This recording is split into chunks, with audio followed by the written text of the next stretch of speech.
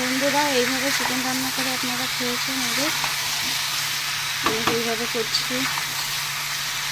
এখানে আলু আর পেঁয়াজ একসাথে ভাজা করে নিলাম, নিয়ে মাংসটাকে সব রকম মশলা দিয়ে আদা রসুন পেঁয়াজ বাটা, তারপরে হলুদের গুঁড়ো লঙ্কার গুঁড়ো জিরের গুঁড়ো ধনের গুঁড়ো সব দিয়ে মাখিয়ে রেখে দিয়েছিলাম।